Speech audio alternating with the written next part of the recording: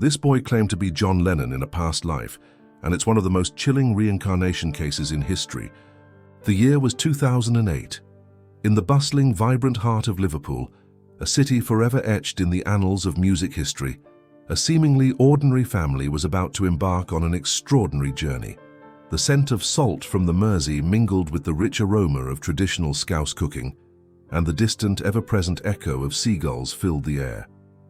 This was the world young Liam grew up in, a world permeated by the legacy of the Beatles, a legacy his parents, David and Sarah, a schoolteacher and a librarian respectively, held dear. Their modest terraced house in Penny Lane, a street famed by the very band Liam would soon claim kinship with, hummed with the daily rhythm of family life. Mornings were a flurry of breakfast preparations, the clatter of cutlery and the gentle murmur of the radio. Evenings brought the comforting sounds of storytelling, homework assistance, and the occasional shared laughter over a board game. Liam, a bright-eyed, curious 6-year-old with a mop of sandy blonde hair, was, to all appearances, a perfectly normal child. He loved drawing, playing football in the local park, and had a particular fondness for his mother's rendition of Twinkle, Twinkle, Little Star. Yet beneath this veneer of childhood innocence, something subtle, almost imperceptible, began to stir. David and Sarah first noticed it in Liam's unusual aversion to certain sounds. A sudden loud bang would send him into a state of acute distress, far beyond what one would expect from a child his age. He'd flinch, sometimes even cower, his small hands clamping over his ears, his face pale with an inexplicable fear. It was more than just being startled. It was a profound, almost primal terror. They attributed it to a sensitive nature, a heightened perception of noise. Then came the drawings. Liam, usually content with stick figures and colorful landscapes, started sketching intricate patterns, sometimes resembling sheet music, other times strange, almost abstract designs that hinted at a deeper, unexpressed complexity. He would hum melodies no one in the family recognized, tunes that sounded complete, fully formed, yet utterly foreign to their ears. Sarah once asked him where he heard them, and he simply replied with a look of mild confusion, "They just come to me."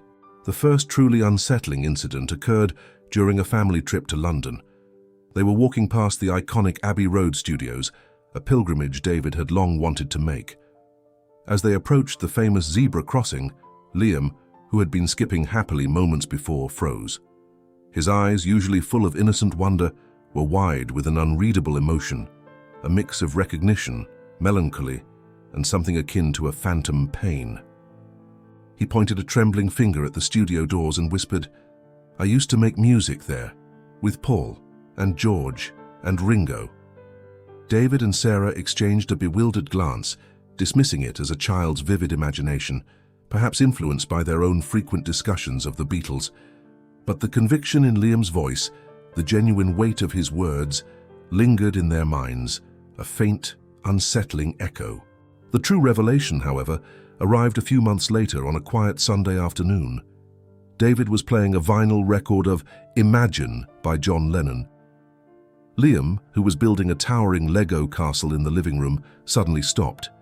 He walked over to the record player, his small hand reaching out to touch the spinning disc as if in a trance. His voice, usually light and playful, took on an uncharacteristic solemnity. "This is my song," he declared, his gaze fixed on the album cover. "I wrote it. I'm John." The air in the room seemed to thicken, a palpable silence falling over David and Sarah. Sarah's heart pounded in her chest, a mix of fear and an almost absurd hope. "What do you mean, darling?" she asked, her voice barely a whisper. Liam looked at her, his eyes surprisingly clear and direct. "I was John Lennon. I played guitar. I wrote songs. I lived in New York. I died there." He spoke with a quiet certainty that sent shivers down their spines. He began to recount snippets of a life that was not his own, the feeling of a guitar in his hands, the roar of crowds, arguments with bandmates, the distinctive taste of a particular type of tea he claimed to have enjoyed, and the profound, almost aching love for a woman he called Yoko. He even described, with chilling accuracy, the layout of a recording studio he couldn't possibly have known, down to the specific placement of a vintage microphone. If this shocks you so far, subscribe and tell us in the comments what you think about reincarnation. News of Liam's extraordinary claims spread slowly at first, a whisper among family friends, then a ripple through the local community. Soon, however, it reached the ears of those who dealt in the inexplicable. Dr. Eleanor Vance, a parapsychologist known for her rigorous, skeptical approach, was the first to arrive, accompanied by a seasoned journalist, Mark Jenkins, whose initial disbelief quickly morphed into a stunned fascination. They approached the case with caution, meticulously documenting every detail. Dr. Vance, armed with a battery of psychological assessments and historical questions, began her investigation. She presented Liam with a series of photographs, one of the youthful Beatles, another of John Lennon with Yoko Ono, and several of famous musicians contemporary to Lennon. Liam effortlessly identified John, not just by name but by subtle biographical details. He was a bit moody sometimes, but he had a good heart, he'd said of Lennon, a description that resonated eerily with historical accounts. Jenkins, a former music critic, decided to test Liam's musical knowledge. He played obscure snippets of Beatles demo tapes, unreleased material that only true aficionados would recognize.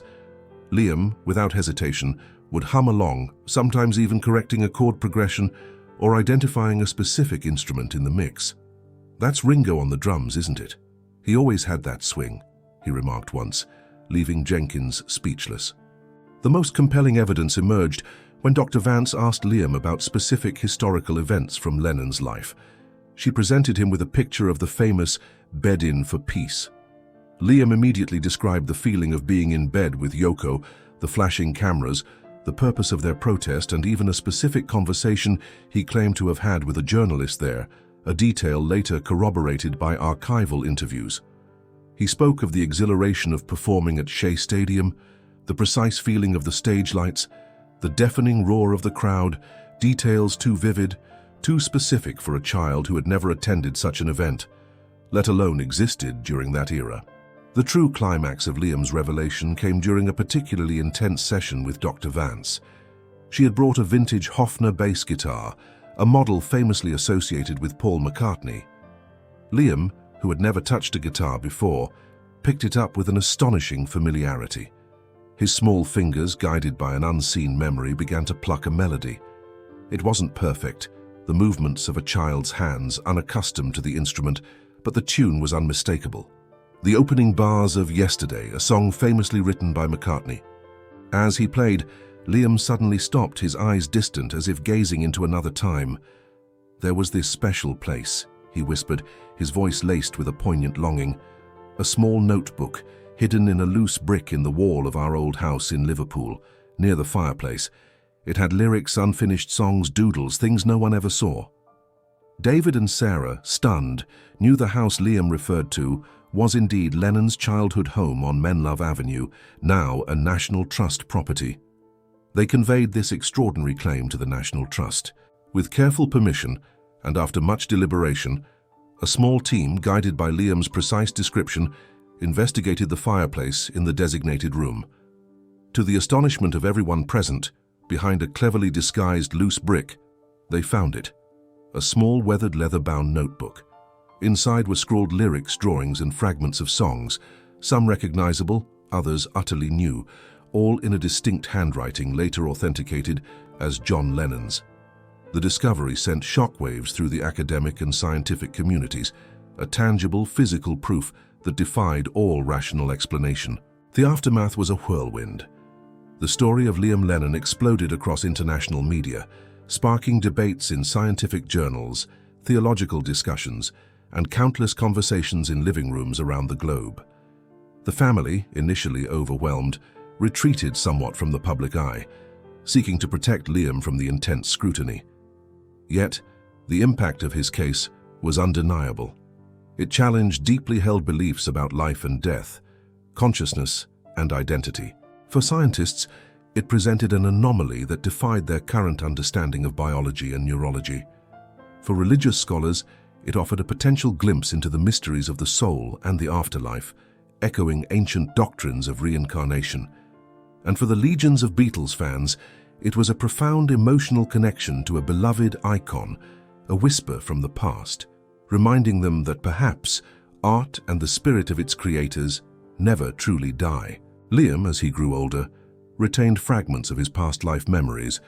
Though they became less immediate, more like distant dreams, he developed a remarkable musical talent, gravitating naturally towards the guitar and songwriting, his compositions often carrying an uncanny resonance with the lyrical depth of his alleged former self. The experience fundamentally altered his family's worldview, leaving them with an enduring sense of wonder and a profound questioning of existence. What do you think? Could this child truly be the reincarnation of John Lennon? Comment below and subscribe for more chilling cases.